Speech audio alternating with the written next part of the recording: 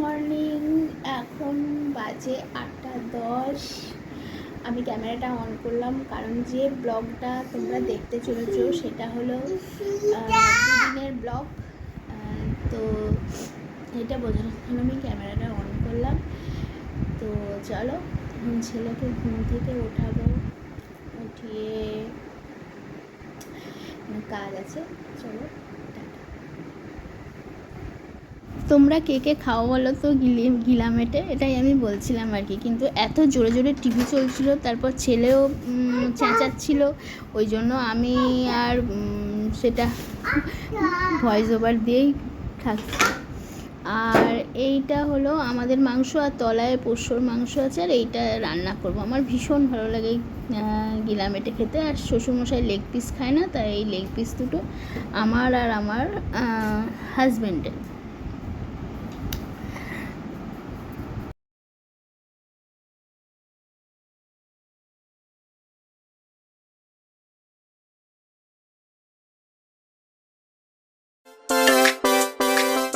বাইরে ওদিকে রান্না ফুটছে, আর একটু দেরি আছে। ড্রেস চেঞ্জ করে আমি কি গরমে পাচ্ছি।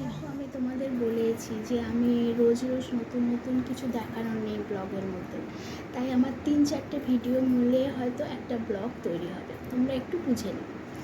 আর রবিবার হচ্ছে আমার এক পিসশাশুড়ি মারা গেছেন, উনি একাই ছিলেন, সবাই মারা গেছে। তো ওনার শ্রাদ্ধ আছে, আর আমার সব ডিপ কালারের শাড়ি। দেখি কী করব। তো আজকে শাশুড়িমার আলমারি থেকে একটা শাড়িটা আমার চেনা, বাট আমি ভুলে গিয়েছিলাম। তো উনি বোধহয় শাড়িটা পরেন, উনি ফলস পিকো কিচ্ছু করা নেই। এবার রবিবারের মধ্যে শাড়িটা আমাকে পরতে হবে। তো আজকে বিকেলে ব্লাউজও কিনতে হবে, ওই কালারের ব্লাউজ আমার নেই। আর তাহলে বেহালা যাব, আর হলো দিদির বাড়ি, মানে একটা দিদি আছে তার কাছে ফলস পিকো করতে দেবো। আজকে দিলে ও 2 দিন বাদে ঠিকই দিয়ে দেবে। তো আর ছেলে ঘুমোচ্ছে, আমি ছেলের জন্য এখন রুটি করতে যাব। রুটি করে ছেলেকে খাইয়ে নিয়ে বেরোবো। তোমরা দেখতে চলে এসেছি আমি আমার রান্নাঘরে। আর হলো তাহলে তোমাদের একটা জিনিস দেখাই।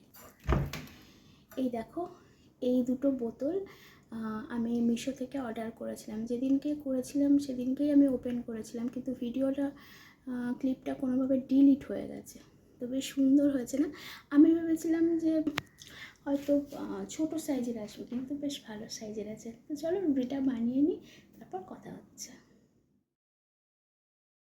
তো রিক্সাতে উঠে পড়েছি আমি আর ছেলে, আর তার আগে কোনো ভিডিও করতে পারিনি। জানো বাচ্চারা কত বদমাইশি করে, আর আমি ভিডিও করতেও পারবো না, কারণ বাজারের মধ্যে ছেলে সামলাবো না, ভিডিও করব। যদি কখনো আমি একা একা যাই তো তখন তোমাদের ভিডিও করে দেখাবো বেহালা বাজারটা। তার আগে তো পসিবল পাগল করে দেয় একেবারে জিও কোম্পানি, এয়ারটেল কোম্পানি। এই নেল পালিশটার দাম 20 টাকা। কেন বলো তো? আমি দামি নেল পালিশ ইউজ করি না, কারণ দামি নেল পালিশ আমার বেশি পড়াই হয় না, দেখো নখে কিচ্ছু নেই, এবার সেগুলো শুকিয়ে যায়, ওই জন্য আমি খুব দামি নেল পালিশ ইউজ করি না। এই যে লিপস্টিকটা দামি করি, এই যে এটা নেল পালিশটা নিয়েছি। আর হলো আমি আগে জানতাম যে ওখানে ছোটো ছোটো দোকানগুলো না মাঝে মাঝে সেল দেয়, মানে এরকম মাটিতে পেতে বিক্রি হয় অনেক কিছু, 50 টাকা, 100 টাকা, 80 টাকা। ভাবলাম আজকে গিয়ে দেখি তো যে এরকম মানে পাওয়া যায় কিনা। আমার ছেলে খুব ডিস্টার্ব করছে, দেখেছো কত ডিস্টার্ব করছে, ইয়ে করতে দিচ্ছে না, শুতে দিচ্ছে না, শুয়ে শুয়ে আমার কোলে দুধ খাচ্ছে। এই দেখো এই হারটা, এটাও বলতে পারবে কত দাম?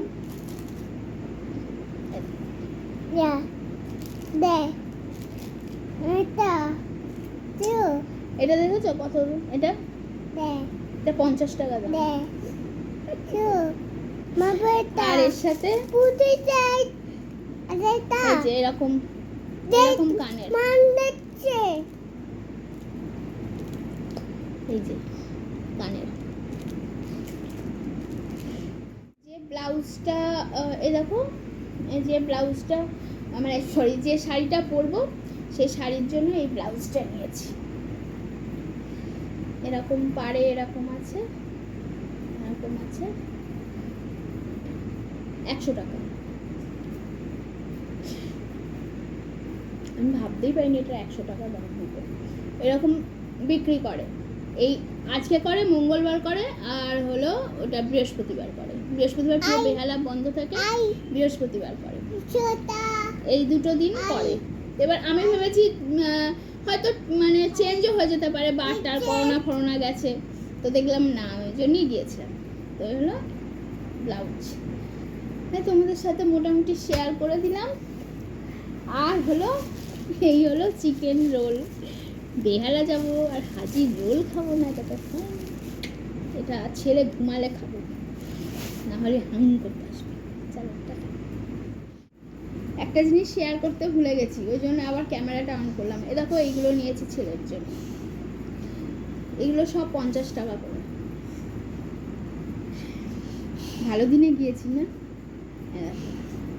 একটা প্যান্ট, এই দেখো, আর একটা জামা। যা গরম পড়েছে, আরে হঠাৎ করে দুপুরের পর আমার শ্বশুর টাকা দিল, বললো তুমি যদি কখনো বেহালা যাও তাহলে ওর জন্য ইয়ে নিয়ে এসো, ওটা জামা নিয়ে এসো। 300 টাকা দিয়েছিল, 300 টাকার কমেই হয়ে গেছে।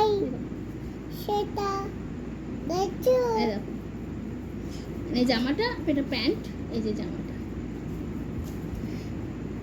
ঠিক আছে, চলো এখনকার মতো টাটা।